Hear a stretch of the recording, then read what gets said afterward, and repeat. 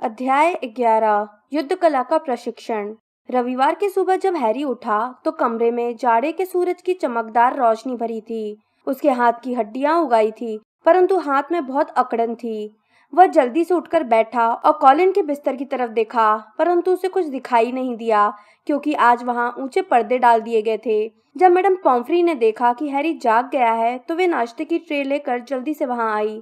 फिर वे उसके हाथ तथा उंगलियों को मोड़ने और फैलाने लगी। सब कुछ ठीक है, वे बोली, जब उसने अटपटे अंदाज में बाएं हाथ से दलिया खाया। नाश्ता खत्म करने के बाद तुम जा सकते हो। हैरी ने फटाफट कपड़े पहने और गुरुद्वार के टावर की तरफ चल दिया। वह रॉन और हरमाइनी को कॉलिन तथा डॉबी के बारे में बताने के लिए व्याकुल था, परंतु वे वहां नहीं थे। हैरी सोचने लगा कि वे कहाँ गए होंगे और वह उनकी तलाश में चल दिया। उसे थोड़ा बुरा भी लग रहा था कि यह जानने में उनकी कोई रुचि नहीं थी कि उसकी हड्डियां वापस बन गई थी या नहीं। जब हैरी लाइब्रेरी के पास से गुजरा तो पर्सी वीजली वहां से बाहर निकला। आज वो पिछले बार की तुलना में कई ज्यादा अच्छे मूड में दिख रहा था। ओह हेलो हैरी, उसने कहा, कल तुमने बेहतरीन उड़ान भरी, सचमुच बेहतरीन। गुरुद्वार के हाउस कप के लिए बढ़त मिल गई है, तुमने 50 पॉइंट हासिल कर लिए। तुम्हें रॉन या हरमाइनी दिखे? हैरी ने पूछा। नहीं, वे मुझे नहीं दिखे, पर्सी बोला। उसकी मुस्कुराहट फीकी हो गई। मुझे आशा है कि रॉन लड़कियों के बाथरूम में नहीं होगा। हैरी जबरदस्ती मुस्कुराया। उसने पर्सी को नजरों से ओझल होते देखा और फिर वह सीधे मायूस मीना के बाथरूम की तरफ चल पड़ा। उसे यह समझ में नहीं आ रहा था कि रॉन और हरमाइनी वहां दोबारा क्यों गए होंगे। फिर भी उसने वहां जाने का फैसला किया। यह तसल्ली करने के बाद कि फिल्च या प्रीफेक्ट आसपास नहीं थे, उसने बाथरूम का दरवाजा खोला। उसे एक बंद टॉयलेट में उनकी आवाजें सुनाई दी। मैं हूँ, हैरी बाथरूम का दरवाजा बंद करते हुए बोला। बंद टॉयलेट के भीतर से कुछ गिरने, कुछ उछलने और एक सिसकारी की आवाज आई। उसने देखा कि हरमाइनी की आंख की होल से बाहर झांक रही थी। हैरी, वह बोली, तुमने तो हमें बुरी तरह डरा डाला। अंदर आओ, तुम्हारा हाथ कैसा है? अच्छा है, हैरी बोला और टॉयलेट में घुस गया। एक पुरानी कढ़ाई टॉयलेट की सीट पर रखी थी और उसकी तली के नीचे हो रही कड़कड़ाहट से हैरी समझ गया कि उन्होंने इसके नीचे आग जला रखी थी। वाटरप्रूफ जादुई आग जलाने में हरमाइनी को महारत हासिल थी। हम तुमसे मिलने आने वाले थे, परंतु फिर हमने भेसबदल काढ़ा बनाने का फैसला किया, रॉन ने स्पष्ट किया जब हैरी ने मुश्किल से टॉयलेट का दरवाजा दोबारा बंद किया। हमने यह निर्णय लिया कि इसे छुपाकर बनाने के लिए सबसे सुरक्षित जगह यही है। हैरी ने उन्हें कॉलिन के बारे में बताना शुरू किया, परंतु हरमाइनी ने बीच में ही टोकते हुए कहा, हम पहले से ही जानते हैं हैरी, हमने आज सुबह ही प्रोफेसर मैकगोनागल को इस बारे में प्रोफेसर फ्लिटविक से बात करते सुना था। इसलिए हमने फैसला किया कि बेहतर होगा कि हम इसे बनाना शुरू कर दें। जितनी जल्दी हम मेलफॉय से सच्चाई उगलवा सकें उतना ही अच्छा है, रॉन ने घुर्राते हुए कहा। तुम्हें पता है मैं क्या सोचता हूँ? क्विडिच मैच हारने के बाद से उसका मूड इतना खराब हो गया होगा कि उसने कॉलिन पर अपना गुस्सा उतारा होगा। एक और चीज भी है, हैरी ने कहा जब उसने हरमाइनी को गांठदार घास के पूले खोलकर काढ़े में डालते हुए देखा। आधी रात को डॉबी मुझसे मिलने आया था। रॉन और हरमाइनी ने हैरानी से उसे घूरा। हैरी ने उन्हें वह हर बात बताई जो डॉबी ने कही थी या नहीं कही थी। रॉन और हरमाइनी मुंह खोलकर उसकी बात सुनते रहे। रहस्यमय तहखाना पहले भी खुल चुका है, हरमाइनी बोली। इससे बात साफ हो गई, रॉन ने विजयी स्वर में कहा। लूसियस मैल्फॉय ने तहखाने को तब खोला होगा जब वे यहाँ स्कूल में थे, और अब उन्होंने अपने लाडले बेटे ड्रेको को भी इसे खोलने का तरीका सिखा दिया होगा। यह स्पष्ट है। काश डॉबी ने तुम्हें बताया होता कि तहखाने के अंदर किस तरह का भयानक जानवर है।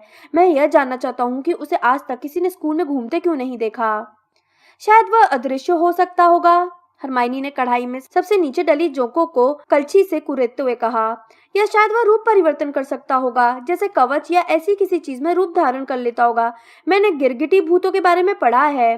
तुम पढ़ती बहुत ज्यादा हो हरमाइनी, रॉन बोला और उसने जोको के ऊपर मरे हुए पतंगे डाल दिए। फिर उसने पतंगों के खाली पैकेट को मरोड़ा और हैरी की तरफ पलट कर देखा। तो डॉबी ने हमें ट्रेन पकड़ने से रोका और तुम्हारा हाथ तोड़ डाला, उसने अपना सिर हिलाया। तुम जानते हो हैरी, अगर वो यूं ही तुम्हारी जान बचाने की कोशिश करता रहा तो एक दिन तुम्हारी जान ही ले लेगा। सोमवार की सुबह तक यह खबर पूरे स्कूल में फैल गई कि कॉलिन क्रीवी पर हमला हुआ है और अब वह मुर्दों की तरह अस्पताल में पड़ा है। माहौल अचानक अफवाहों और संदेहों से भर गया। फर्स्ट ईयर के विद्यार्थी अब महल में झुंड बनाकर एक साथ घूमने लगे। वे घबरा रहे थे कि अगर वे कहीं अकेले गए तो उन पर हमला हो जाएगा। जिनी वीजली, जो सम्मोहन की क्लास में कॉलिन क्रीवी के पास बैठती थी, काफी परेशान दिख रही थी। फ्रेड और जॉर्ज उसका मूड ठीक करने की कोशिश कर रहे थे, परंतु हैरी को लगा कि वे इसके लिए गलत तरीके का इस्तेमाल कर रहे थे। वे बारी बारी से खुद को जादू से बालों या फोड़ों में ढक ले रहे थे या मूर्तियों के पीछे से अचानक उसके सामने कूदकर उसे चौंका रहे थे। वे तभी रुके जब गुस्से से तमतमाते हुए पर्सी ने उनसे कहा कि वो मिसेस वीजली को उनकी हरकतों के बारे में लिखेगा और यह बताएगा कि वे लोग जिनी को कितनी बुरी तरह परेशान कर रहे हैं। इस दौरान टीचर से छुपकर स्कूल में तावीजों, गंडों और अन्य सुरक्षा यंत्रों व उपायों का व्यापार फल फूल रहा था। नेविल लॉन्गबॉटम ने कई चीजें खरीदी, जैसे बुरी गंध वाला एक बड़ा सा हरा प्याज, एक नुकीली बैगनी स्फटिक और गोह की सड़ती हुई पूंछ। उन्हें खरीदने के बाद गुरुद्वार के विद्यार्थियों ने नेविल को याद दिलाया कि उसे कोई खतरा नहीं था, उसका खून शुद्ध था और इसलिए उस पर हमला होने की कोई आशंका नहीं थी। नेविल के गोल चेहरे पर दहशत साफ झलक रही थी जब उसने कहा, पहले उन्होंने फिल्च को सताया है और सभी जानते हैं कि मैं भी उसकी तरह एक नकारा हूँ। दिसंबर के दूसरे सप्ताह में प्रोफेसर मैकगोनिकल हमेशा की तरह उन लोगों के नाम इकट्ठे करने आई जो क्रिसमस की छुट्टियों में स्कूल में रुकने वाले थे। हैरी, रॉन और हर्माइनी ने उस सूची में अपने नाम लिख दिए। जब उन्होंने यह सुना कि मैलफॉय भी रुक रहा था तो यह बात उन्हें बहुत संदिग्ध लगी। बेसबदल काढ़े का प्रयोग करने और उससे सच्चाई उगलवाने के लिए छुट्टियां आदर्श रहेंगी। दुर्भाग्य से काढ़ा अभी आधा ही तैयार हुआ था। उन्हें अब भी बाइकॉन के सिंग और बूमस्लैंग सांप की कैंचुली की जरूरत थी। ये चीजें उन्हें एक ही जगह पर मिल सकती थी, स्नेप की व्यक्तिगत अलमारी में। हैरी ने मन ही मन सोचा कि वह स्नेप के ऑफिस में घुसकर चोरी करते हुए पकड़े जाने के बजाय नागशक्ति के भयानक जानवर का सामना करना ज्यादा पसंद करेगा।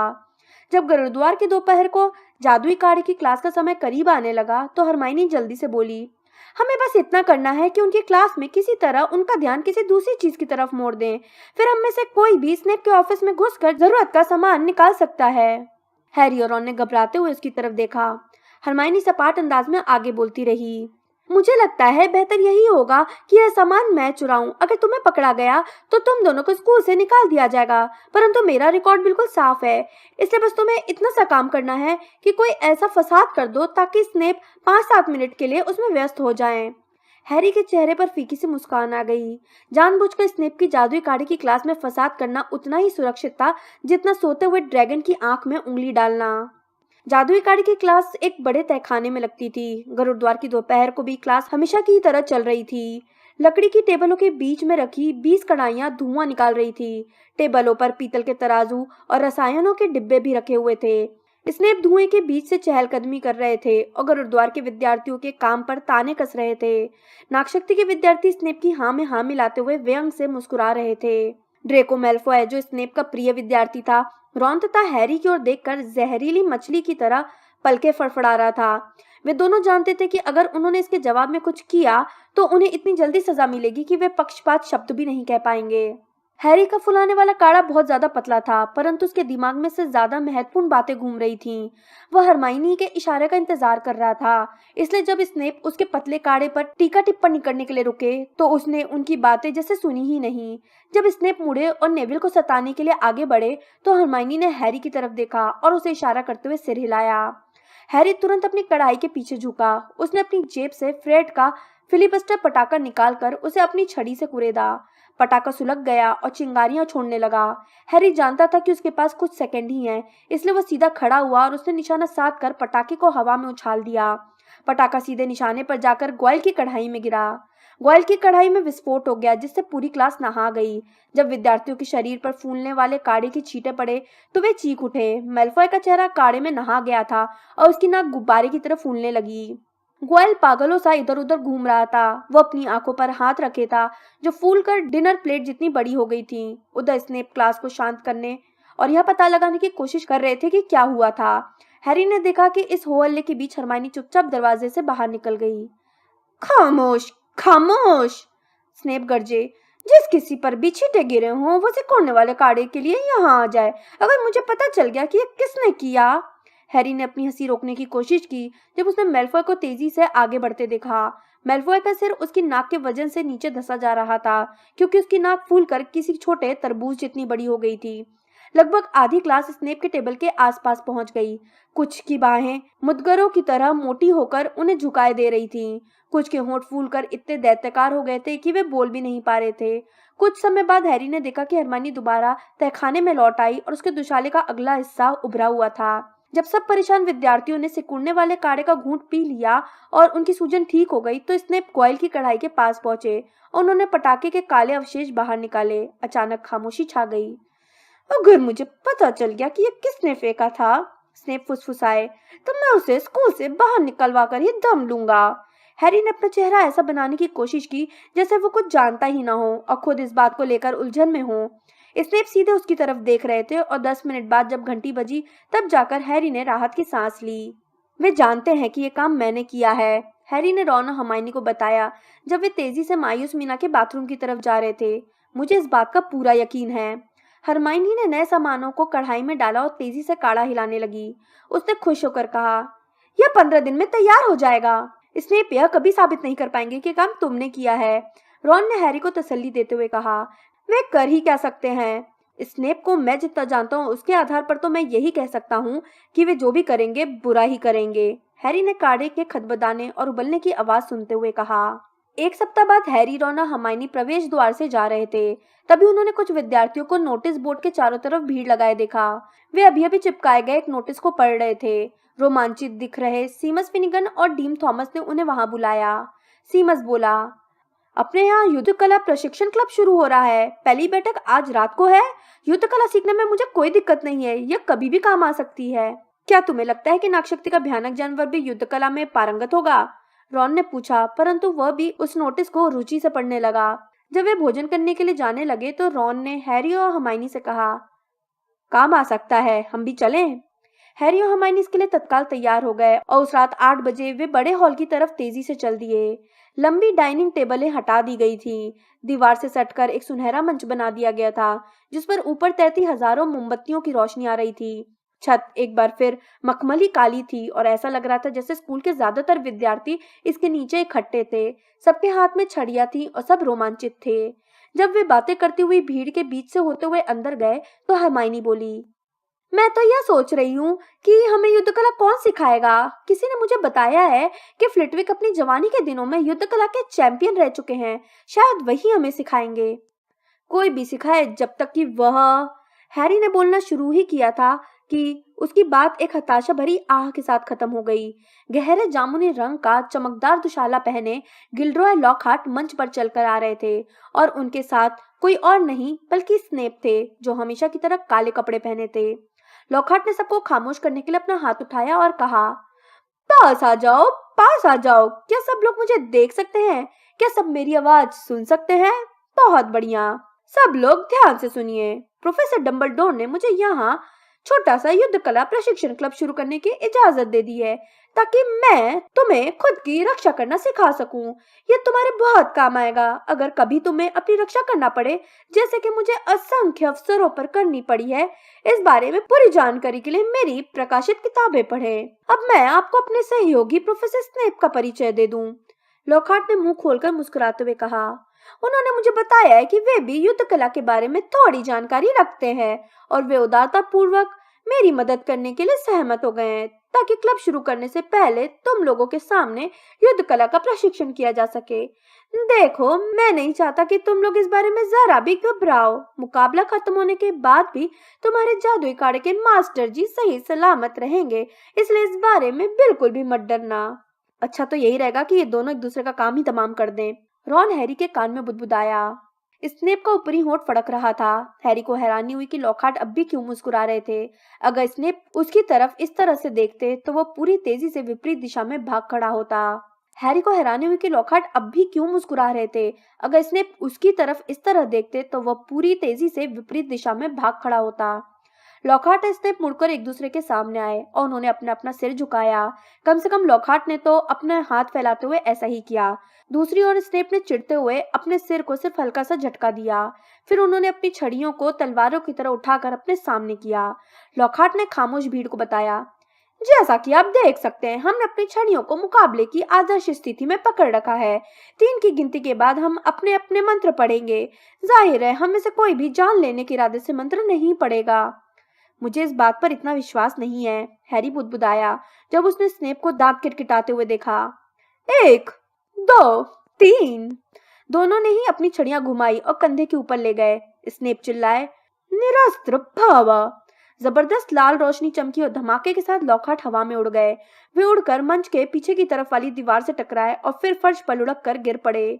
मेलफॉय और नागशक्ति के कुछ विद्यार्थियों ने तालियां बजाई। हरमाइनी पंजे के बल कूदकर देखती रही। वो अपने चेहरे को हाथों में छुपाकर उंगलियों के बीच से चीखी, तुम्हें क्या लगता है वे ठीक तो होंगे?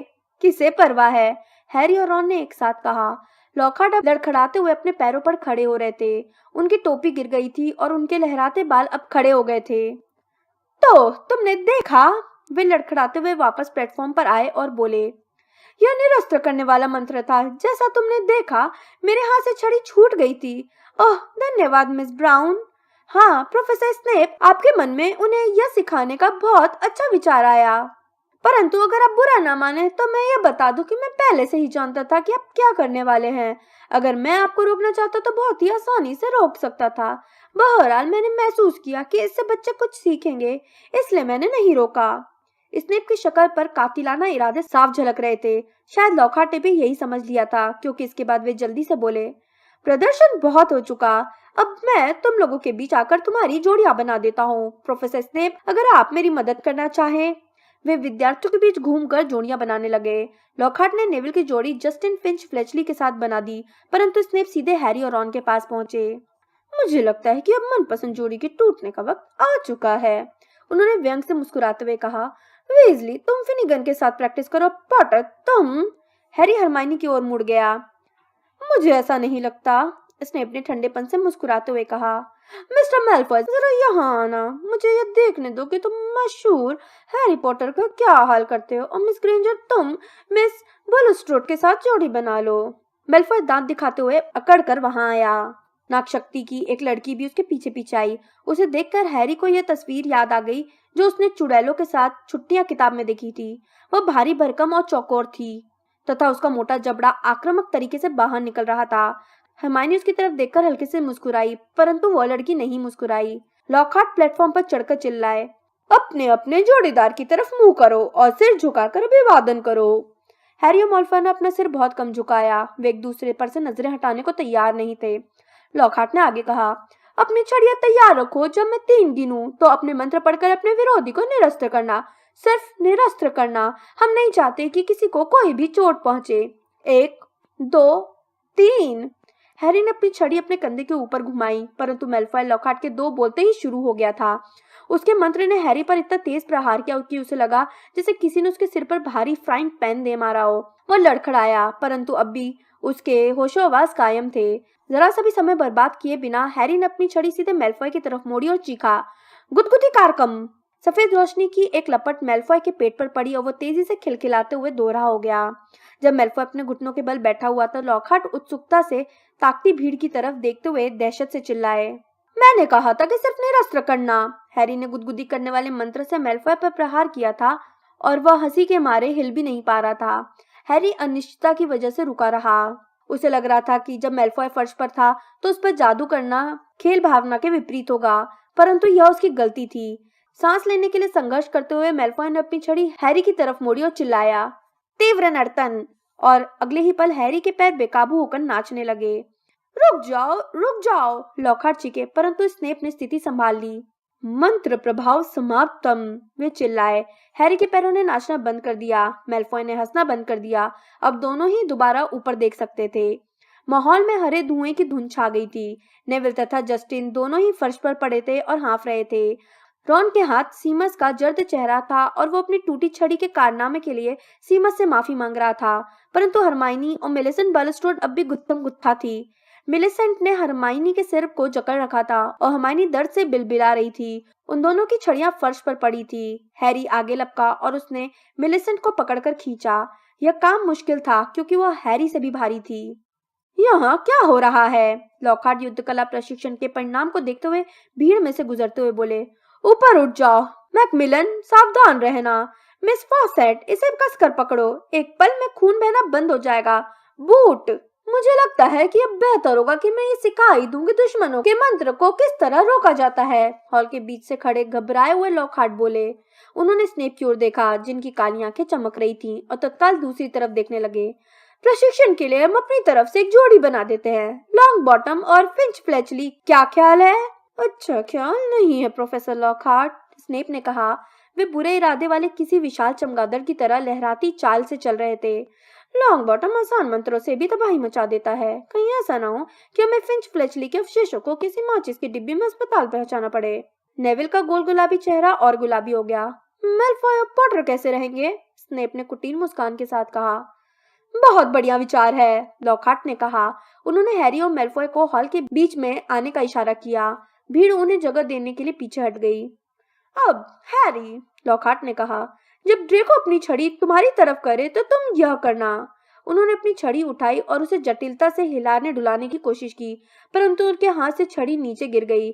स्नेप के चेहरे पर एक व्यंग्यात्मक मुस्कान आ गई जब लॉकहार्ट ने तत्काल छड़ी उठाते हुए कहा, ओहो, मेरी छड़ी थोड़ी ज्यादा ही रोमांचित हो गई थी। स्नेप मेलफॉय के पास पहुंचा, झुका और उसके कान में कुछ फुसफुसाया। मेलफॉय भी व्यंग से मुस्कुराने लगा। हैरी ने घबराकर लॉकहार्ट की तरफ देखा और कहा, प्रोफेसर, क्या आप मुझे दिखा सकते हैं कि वो कैसे रोका जाता है? डर रहे हो पॉटर? मेलफॉय इतने धीमे से बुदबुदाया ताकि लॉकहार्ट उसकी बात न सुन सके। डर और तुझसे? हैरी ने अपने मुंह के कोने से कहा। लॉकहार्ट ने हैरी के कंधे पर खुशी से हाथ रखते हुए कहा, हैरी, वैसा ही करना जैसा मैंने कहा था। क्या अपनी छड़ी गिरा दूं? 3, 2, 1, शुरू, वे चिल्लाए। मेलफॉय ने तत्काल अपनी छड़ी उठाई और चीखा, सर्पदंशम। उसकी छड़ी के सिरे से विस्फोट हुआ। हैरी दहशत से देख रहा था जब एक लंबा काला सांप मेलफॉय की छड़ी से बाहर निकला, फर्श पर गिरा और सर्पदंश की मुद्रा में वार करने के लिए तैयार हो गया। विद्यार्थियों की भीड़ चीखते हुए तेजी से पीछे हटी। हिलना मत पॉटर, स्नेप ने अलसाए भाव में कहा। यह साफ था कि क्रोधित सांप की तरफ हैरी को दहशत से ताकते हुए देखकर स्नेप को बहुत मजा आ रहा था। मैं उसे हटा दूंगा। यह काम मुझे करने दे, लॉकहार्ट चिल्लाए। उन्होंने अपनी छड़ी सांप की तरफ हिलाई और एक जोर का धमाका हुआ, परंतु गायब होने के बजाय सांप हवा में 10 फुट ऊपर उड़ा और धम की जोरदार आवाज के साथ दोबारा फर्श पर गिर गया। गुस्से में तेजी से फुफकारता हुआ सांप अब सीधे जस्टिन फिंच फ्लेचली की ओर रेंगने लगा। उसने दोबारा अपना फन फैला लिया था। उसके दांत साफ दिख रहे थे और वह हमला करने ही वाला था। हैरी को पता नहीं कि उसने ऐसा क्यों किया। वह तो यह भी नहीं जानता था कि उसे ऐसा करने का सोचा भी था। वह तो बस इतना जानता था कि उसके पैर उसे आगे ले जा रहे थे, जैसे वो खींचा चला जा रहा हो। फिर उसने मूर्खतापूर्ण ढंग से सांप से चिल्लाकर कहा, उसे छोड़ दो, और चमत्कारिक रूप से न जाने क्यों सांप फर्श पर लुढ़क गया। हैरी की तरफ देखते हुए सांप अचानक बगीचे के काले पाइप की तरह आज्ञाकारी नजर आने लगा। हैरी के मन का डर अब गायब हो चुका था। वह जानता था कि सांप अब किसी पर हमला नहीं करेगा। हालांकि हैरी यह नहीं समझ सकता था कि वह यह बात इतने यकीन से कैसे जानता था। उसने मुस्कुराते हुए जस्टिन की तरफ देखा। उसे उम्मीद थी कि जस्टिन राहत, परेशानी या कृतज्ञता के भाव से उसे देख रहा होगा। निश्चित रूप से उसे यह उम्मीद नहीं थी कि जस्टिन गुस्से या डर से उसकी तरफ देखेगा। परंतु जस्टिन चिल्लाया, तुम यह क्या कर रहे थे? और इससे पहले कि हैरी कुछ कह सके, जस्टिन पलटा और हॉल से धड़धड़ाते हुए बाहर चला गया। इसने अपने आगे बढ़कर अपनी छड़ी लहराई और सांप काले धुएं में धमाके के साथ गायब हो गया। स्नेप भी हैरी की तरफ अजीब निगाहों से देख रहे थे। उनके चेहरे पर कुटिलता और कपट के भाव देखकर हैरी को अच्छा नहीं लगा। उसे यह आभास भी हो रहा था कि भीड़ के बीच से दहशत भरी आवाजें आ रही थी। फिर उसे महसूस हुआ कि कोई उसका दुशाला पीछे से खींच रहा था। उसके कान में रॉन की आवाज आई, यहाँ से बाहर चलो, अब हिलो भी, यहाँ से बाहर चलो। रॉन उसे घसीटते हुए हॉल से बाहर ले गया। हरमाइनी उनके साथ तेजी से चल रही थी। जब वे दरवाजे से निकले तो दोनों तरफ खड़े लोग दूर हट गए, जैसे वे उससे डर रहे हों। हैरी को कुछ समझ में नहीं आ रहा था कि क्या हो रहा था। रॉन और हरमाइनी भी तब तक कुछ नहीं बोले जब तक वे उसे खींचकर गुरुद्वार की खाली हॉल में नहीं ले गए। वहां पर रॉन ने हैरी को एक कुर्सी की तरफ धकेलते हुए कहा, तुम सर्पभाषी हो, तुमने हमें बात पहले क्यों नहीं बताई? मैं क्या हूँ? हैरी ने पूछा। सर्पभाषी, रॉन ने कहा, तुम सांपों से बात कर सकते हो। मैं जानता हूँ, हैरी बोला। मेरा मतलब है, यह सिर्फ दूसरी बार है जब मैंने सांपों से बात की है। संयोग से एक बार मैंने चिड़ियाघर में अपने मौसेरे भाई डडली पर एक सांप छोड़ दिया था। वो एक लंबी कहानी है, परंतु उस सांप ने मुझे बताया कि उसने कभी ब्राजील नहीं देखा था और मैंने ना चाहते हुए भी उसे एक तरह से आजाद कर दिया था। यह तब की बात है जब मुझे पता नहीं था कि मैं जादूगर हूँ। सांप ने तुम्हें बताया कि उसने कभी ब्राजील नहीं देखा? रॉन ने धीमे से दोहराया। तो हैरी ने कहा, मेरे ख्याल से यहाँ पे बहुत से लोग ऐसा कर सकते होंगे। ओह नहीं, नहीं कर सकते, रॉन बोला। बहुत कम लोग ऐसा कर सकते हैं हैरी, यह बहुत बुरी बात है। इसमें क्या बुरा है? हैरी ने अब गुस्सा होते हुए कहा। तुम सबको हो क्या गया है? अगर मैंने उस सांप से यह नहीं कहा होता कि वो जस्टिन पर हमला न करे। अच्छा तो तुमने उससे यह कहा था? तुम्हारा क्या मतलब है? तुम भी तो वहां पर थे, तुमने भी तो सुना होगा मैंने क्या कहा था। रॉन बोला, मैंने तुम्हें सर्प भाषा यानी सांपों की भाषा में कुछ बोलते सुना था। मुझे क्या पता कि तुम क्या बोल रहे थे। इसमें हैरानी की कोई बात नहीं है कि जस्टिन घबरा गया। तुम्हारी आवाज से ऐसा लग रहा था जैसे तुम सांप को हमला करने के लिए उकसा रहे हो। देखो तुम्हारी आवाज बहुत डरावनी थी। हैरी ने उसकी तरफ मुंह फाड़ कर देखा। मैं दूसरी भाषा में बोल रहा था, परंतु मुझे तो पता ही नहीं चला। किसी भाषा को जाने बिना मैं उसे कैसे बोल सकता हूँ? रॉन ने अपना सिर हिलाया। रॉन और हरमाइनी दोनों की ही शक्ल से ऐसा लग रहा था जैसे किसी की मौत हो गई हो। हैरी को यह समझ में नहीं आ रहा था कि सर्प भाषा बोलने में इतनी भयानक बात क्या थी। वह बोला, क्या तुम मुझे यह बता सकते हो कि गंदे बड़े सांप को जस्टिन के सिर पर वार करने से रोकने में क्या गलत था? इससे क्या फर्क पड़ता है कि मैंने कैसे किया? असल बात तो यह है कि मैंने जस्टिन को सिरकटों के शिकार में शामिल होने से बचा लिया। इससे फर्क पड़ता है, हरमाइनी आखिरकार दबी आवाज में बोली। क्योंकि नागिश नागशक्ति सांपों से बात करने के लिए मशहूर थे, इसलिए नागशक्ति हाउस का प्रतीक एक सांप है। हैरी का मुंह खुला रह गया। बिल्कुल, रॉन बोला, और अब पूरा स्कूल यही समझेगा कि तुम उसके पर पोते हो या इसी तरह के कोई रिश्तेदार हो। परंतु मैं नहीं हूँ, हैरी दहशत से बोला, जिसे वो पूरी तरह से स्पष्ट नहीं कर सकता था। यह साबित करना आसान नहीं होगा हैरी। नागशक्ति 1000 साल पहले हुए थे। जहाँ तक हम जानते हैं तुम उनके वंशज भी हो सकते हो। हैरी उस रात घंटों तक जागता रहा। वो अपने पलंग के चारों तरफ लगे पर्दों की दरार से टावर की खिड़की के बाहर बर्फ को गिरते हुए देखता रहा और सोचता रहा, क्या वो नागिश नागशक्ति का वंशज हो सकता है? आखिर वो अपने पिता के परिवार के बारे में कुछ भी तो नहीं जानता था। डर्सली दंपति ने उसे मना कर दिया था कि वो अपने जादूगर रिश्तेदारों के बारे में उनसे कोई सवाल न पूछे। हैरी ने शांत होकर सर्प भाषा में कुछ बोलने की कोशिश की, परंतु उसके मुंह से शब्द बाहर नहीं निकले। उसे लगा ऐसा करने के लिए उसका सांप से आमना सामना होना जरूरी था। परंतु मैं गरुड़ द्वार में हूँ, हैरी ने सोचा। अगर मुझ में नागशक्ति का खून होता तो बोलती टोपी ने मुझे यहाँ नहीं रखा होता। आह! एक अप्रिय आवाज उसके दिमाग में गूंजी। परंतु क्या तुम्हें याद नहीं है, बोलती टोपी तुम्हें नागशक्ति में ही रखना चाहती थी? हैरी ने करवट बदली। उसने सोचा कि अगले दिन जड़ी बूटियों का ज्ञान की क्लास में वह जस्टिन से मिलेगा और उसके सामने स्पष्ट कर देगा कि वह सांप को उससे दूर भगा रहा था, उस पर हमला करने के लिए उकसा नहीं रहा था। उसने गुस्से में अपने तकिए पर मुक्का मारते हुए सोचा कि यह बात तो मूर्ख से मूर्ख व्यक्ति को भी समझ जाना चाहिए थी। बहरहाल अगली सुबह तक मौसम बदल चुका था।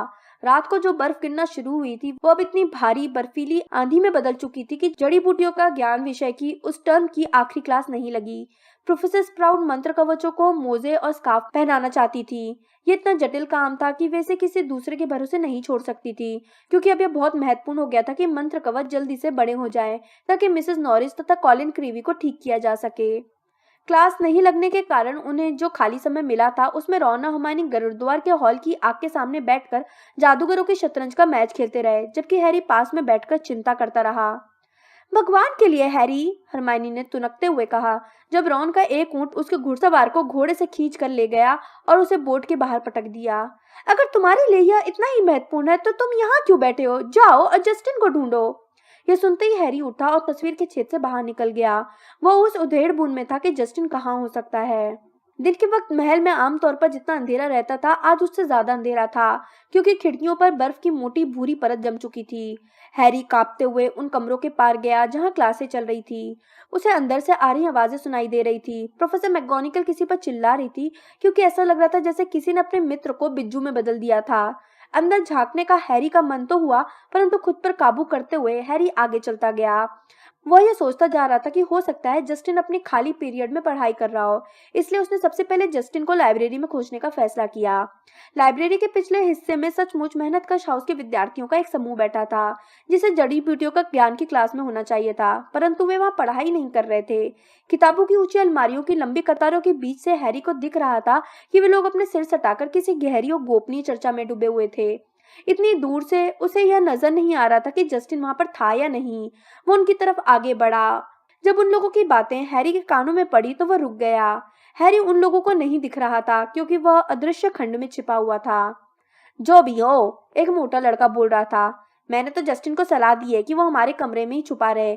मेरे कहने का मतलब यह है, अगर पॉटर उसे अपना अगला शिकार बनाने वाला है तो बेहतर यही होगा कि वो कुछ समय तक छिपा रहे। जाहिर है जस्टिन को ऐसा ही किसी घटना के होने की आशंका थी। जब से उसने गलती से पॉटर को यह बता दिया था कि वो मगलू परिवार में पैदा हुआ है। जस्टिन ने तो उसे यह तक बता दिया था कि उसे एटन में एडमिशन मिल रहा था। यह कोई ऐसी बात नहीं है जो नागशक्ति के वारिस को बताई जाए जब वो खुला घूम रहा हो, है ना? तुम्हें पूरा यकीन है कि नागशक्ति का वारिस पॉटर ही है? क्यों अर्नी? सुनहरी चोटी वाली लड़की ने चिंतित स्वर में पूछा। मोटे लड़के ने गंभीरता से कहा, देखो हन्ना, वो सर्पभाषी है। सब जानते हैं वह शैतानी शक्तियों वाले जादूगरों की निशानी है। क्या तुमने कभी सुना है कि कोई भला जादूगर सांपों से बात कर सकता है? लोग कहते कि नागेश नागशक्ति सर्पभाषी थे। इस पर कुछ विद्यार्थी बुदबुदाने लगे, परंतु अर्नी ने आगे कहा, याद है दीवार पर क्या लिखा था? वारिस के दुश्मनों खबरदार। फिल्च किसी बात पर पॉटर से उलझ गया था।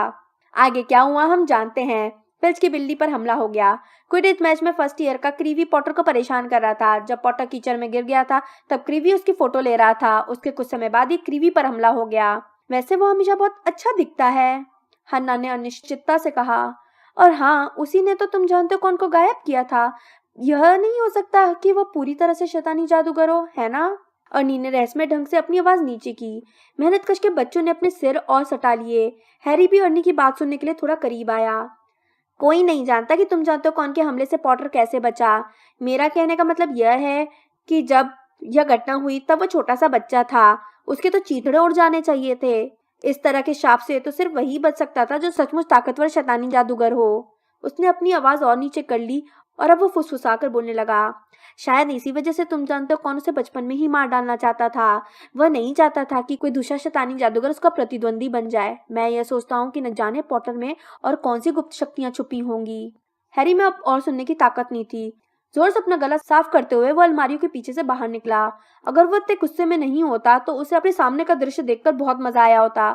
हैरी को देखने के बाद मेहनतकश के सभी बच्चे इतने स्तब्ध लग रहे थे जैसे उसे देखते ही बेजान हो गए हों। अर्नी के चेहरे का रंग उड़ चुका था।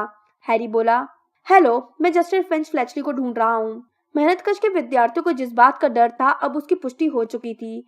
सहम कर सब अर्नी की तरफ देखने लगे। अर्नी ने कांपती हुई आवाज में पूछा, तुम उसके साथ क्या करना चाहते हो? मैं उसे बताना चाहता हूँ कि युद्ध कला प्रशिक्षण में सांप वाली घटना में वास्तव में क्या हुआ था, हैरी ने कहा। अर्नी ने अपने सफेद पड़ चुके होठ काटे और फिर एक गहरी सांस लेते हुए कहा, हम सब वहां थे, हमने देखा कि क्या हुआ था। हैरी बोला, तब तो तुमने यह भी देखा होगा कि मैंने सांप से बात की थी, तो उसके बाद वो उससे दूर हट गया था। हमने तो बस इतना देखा था, अर्नी ने सख्त लहजे में कहा। हालांकि बोलते समय वो कांप रहा था कि तुम सर्प भाषा में बात कर रहे थे और सांप को जस्टिन की तरफ भेज रहे थे। मैंने उसे उसकी तरफ नहीं भेजा था, हैरी बोला। उसकी आवाज गुस्से से कांप रही थी। सांप ने तो जस्टिन को छुआ तक नहीं। वह बाल बाल बचा था, अर्नी ने कहा। इसके बाद उसने जल्दी से आगे यह भी जोड़ दिया, और अगर तुम्हारे मन में मेरे बारे में कोई विचार आ रहे हो तो मैं तुम्हें बता दूं कि तुम मेरी वंशावली देख सकते हो। मेरा परिवार में 9 पीढ़ियों से जादूगर और जादूगनिया रहे हैं और मेरा खून उतना ही शुद्ध है जितना कि किसी जादूगर का हो सकता है। इसलिए, हैरी गुस्से में बोला, मुझे परवाह नहीं है कि तुम्हारा खून किस तरीके का है। मैं मगलू परिवार में पैदा होने वालों पर हमला क्यों करना चाहूंगा? अर्नी ने तपाक से कहा। मैंने सुना है कि तुम उन मगलुओं से नफरत करते थे जिनके साथ तुम रहते थे, हैरी ने जवाब दिया। यह संभव नहीं है कि कोई डसली परिवार के साथ रहे और उनसे नफरत न करे। मैं चाहूंगा कि तुम एक बार यह कोशिश करके तो देखो। वह मुड़ा और धड़धड़ाते हुए लाइब्रेरी से बाहर निकल गया। मंत्रों की एक बड़ी सी किताब की सुनहरी जिल्द को चमका रही मैडम पिंस इस दौरान फटकारने वाले अंदाज में हैरी को घूरती रही। हैरी गलियारे में लहराते हुए आगे बढ़ा। वो इतने तैश में दिख रहा था कि उसे यह नहीं मालूम था कि वह कहाँ जा रहा था। परिणाम स्वरूप वह गिर गया। वह किसी बहुत बड़ी और ठोस चीज से टकराया और फर्श पर गिर गया। ओह, हेलो हैग्रिड, हैरी ने ऊपर देखते हुए कहा। हैग्रिड का चेहरा मखमली फर्श से ढकी टोपी में पूरी तरह से छुपा हुआ था, परंतु उसे पहचानने में किसी तरह की कोई गलती नहीं हो सकती थी, क्योंकि उसने अधिकांश गलियारे को छछूंदर की खाल वाले अपने ओवरकोट से भर दिया था। उसने ग्लव्स पहन रखे थे और उसके एक दैत्याकार हाथ में एक मरा हुआ मुर्गा लटक रहा था। हैग्रिड ने बोलने के लिए टोपी को ऊपर खींचते हुए कहा, ठीक हो हैरी, आज तुम क्लास में क्यों नहीं गए? आज क्लास नहीं लगी, हैरी ने उठते हुए कहा। तुम यहाँ क्या कर रहे हो? हैग्रिड ने मरे हुए मुर्गे को ऊपर दिखाया। उसने बताया, इस साल ये दूसरा मुर्गा मरा है। या तो इसे लोमड़ी ने मारा है या फिर खून चूसने वाले हौवे ने। मुर्गियों के दबड़े में चारों तरफ जादू करने के लिए हमें हेडमास्टर से इजाजत लेनी होगी। उसने बर्फ के कणों से भरी अपनी मोटी बाहों के नीचे से हैरी को गौर से देखा। तुम ठीक तो हो? ऐसा लग रहा है जैसे तुम बहुत परेशान और गुस्से में हो। हैरी यह सब नहीं दोहराना चाहता था जो अर्नी और मेहनतकश के बाकी बच्चे उसके बारे में कह रहे थे, इसलिए वो बोला, ऐसी कोई बात नहीं है, बेहतर होगा कि मैं अब चल दूं हैग्रिड। अगली क्लास रूप परिवर्तन की और मुझे अपनी किताबें भी उठाना है। हैरी वहां से आगे बढ़ गया। उसके दिमाग में वही बातें घूम रही थी जो अर्नी ने उसके बारे में कही थी। जस्टिन को ऐसी ही किसी घटना की होने की तब से आशंका थी जब से उसने गलती से पॉटर को यह बता दिया था कि वो मगली परिवार में पैदा हुआ है। हैरी पैर पटकते हुए सीढ़ियों पर चढ़ा और एक ऐसे गलियारे में मुड़ा जहां कुछ ज्यादा ही अंधेरा था। यहाँ की मशालें बर्फीली हवा के तेज झोंकों के कारण बुझ गई थीं, जो एक खुली खिड़की में से अंदर आ रहे थे। वह गलियारे में आधी दूरी तक ही पहुंचा था कि तभी वो फर्श पर पड़ी किसी चीज से टकराया और लड़खड़ा कर सिर के बल गिर गया। उसने अंधेरे में आंखें गड़ाकर देखा कि वो किस चीज पर गिरा था और देखते ही उसके होश उड़ गए। फर्श पर जस्टिन फिंच फ्लेचली पड़ा था, सख्त और ठंडा। उसके चेहरे पर दहशत का भाव था और उसकी खुली बेजान आंखें छत को घूर रही थी। इतना ही नहीं, उसके पास एक और आकृति पड़ी थी। हैरी ने आज तक इससे अजीब दृश्य नहीं देखा था। उसे वहां पर लगभग सिरकटा निक दिखा। अब वह मोतियों की तरह सफेद और पारदर्शी नहीं दिख रहा था, बल्कि काला, धुएंदार तथा बेजान था और फर्श से 6 इंच ऊपर हवा में स्थिर लेटा था। उसका सिर आधा लटका हुआ था और उसके चेहरे पर भी दहशत के वैसे ही भाव थे जैसे कि जस्टिन के चेहरे पर थे। हैरी संभलते हुए खड़ा हुआ। उसकी सांस तेज और उथली हो गई। उसका दिल इतनी तेजी से धड़क रहा था जैसे उसकी पसलियों से टकराकर नगाड़ा बज रहा हो। जब उसने वीरान गलियारे में तेजी से ऊपर नीचे नजरें घुमाई तो उसे मकड़ियों की एक कतार दिखी जो पूरी ताकत से बेजान शरीर से दूर भाग रही थी। हैरी को गलियारों के दोनों तरफ चल रही क्लासों में टीचर्स की दबी हुई आवाजों के अलावा कुछ भी सुनाई नहीं दे रहा था। उसके मन में यह विचार आया कि वहां से भाग जाए। किसी को भी यह पता नहीं चल पाएगा कि वह वहां पर था, परंतु वह इन लोगों को इस हाल में छोड़कर कैसे जा सकता था। उसे मदद मांगनी होगी। क्या कोई उसकी बात पर यकीन करेगा कि इससे उसका कोई लेना देना नहीं था?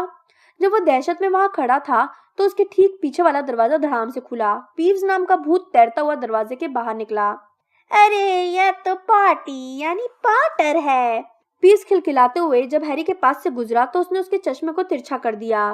पॉटर के क्या इरादे हैं? पॉटर छुपकर यहाँ तो घूम। पीव्स अचानक रुका और हवा में गुलांटियां खाने लगा। गुलांटी खाते समय जब उसका सिर नीचे और पैर ऊपर थे तब उसकी निगाह जस्टिन और लगभग सिरकटे निक पर पड़ी। उसने तत्काल खुद को सीधा किया। अपने फेफड़े में हवा भरी और इससे पहले हैरी उसे रोक सके वो चीखने लगा, हमला! हमला! एक और हमला! अब किसी इंसान या भूत की जान सुरक्षित नहीं है। अपनी जान बचाओ! हमला! धड़ाम धड़ाम धड़ाम, एक के बाद एक दरवाजे गलियारे में खुले और लोग बाढ़ के पानी की तरह अंदर घुस आए। कई लंबे मिनटों तक इतनी दुविधा और भगदड़ का माहौल था कि जस्टिन के कुचल जाने का खतरा पैदा हो गया। कई विद्यार्थी तो लगभग सिरकटे निक के शरीर में खड़े थे। जब टीचर्स वहां आए उन्होंने चिल्लाकर भीड़ को शांत किया तो हैरी ने खुद को दीवार में टिका पाया। प्रोफेसर मैकगोनागल भागती हुई वहां आई। उनके पीछे उनकी क्लास के बच्चे भी आ गए, जिनमें से एक के बालों पर अब भी काली सफेद धारियां थीं। प्रोफेसर मैकगोनागल ने अपनी छड़ी से एक जोरदार धमाका किया जिससे खामोशी छा गई। इसके बाद उन्होंने सब विद्यार्थियों को अपनी अपनी क्लास में जाने का आदेश दिया। जैसे ही भीड़ छटने की वजह से थोड़ी जगह खाली हुई, मेहनतकश हाउस का अर्नी वहां हाफता हुआ आ गया। आज तो पॉटर रंगे हाथों पकड़ा गया, अर्नी चीखा। उसका चेहरा बिल्कुल सफेद था और उसने अपनी उंगली हैरी की तरफ नाटकीय अंदाज में उठा रखी थी। चुप रहो मैकमिलन, प्रोफेसर मैकगोनागल ने तीखे स्वर में कहा। पीव्स ऊपर उछलते हुए अब बुरी तरह दांत दिखा रहा था और मजे लेते हुए पूरे दृश्य को देख रहा था। पीव्स को गड़बड़ी या अव्यवस्था का माहौल हमेशा अच्छा लगता था। जब टीचर जस्टिन और लगभग सिरकटे निक के ऊपर झुके और उनकी जांच करने लगे तो पीव्स गाने लगा, अरे पॉटर, तुम तो हो गड़बड़ पॉटर, तुमने यह क्या किया? तुम तो विद्यार्थियों को ऐसे मार रहे हो जैसे यह कोई मजेदार खेल हो। बहुत हो गया पीव्स, प्रोफेसर मैकगोनागल ने झिड़कते हुए कहा और पीव्स हैरी को जीभ दिखाकर चिढ़ाते हुए पीछे की तरफ उड़ गया। प्रोफेसर फ्लिटविक और खगोल शास्त्र की प्रोफेसर सिनिस्ट्रा जस्टिन को उठाकर अस्पताल ले गए, परंतु किसी को भी यह समझ में नहीं आया कि लगभग सिरकटे निक का क्या किया जाए। अंत में प्रोफेसर मैकगोनागल ने छड़ी घुमाकर हवा में से एक बड़ा सा पंखा निकालकर अन्नी को दे दिया।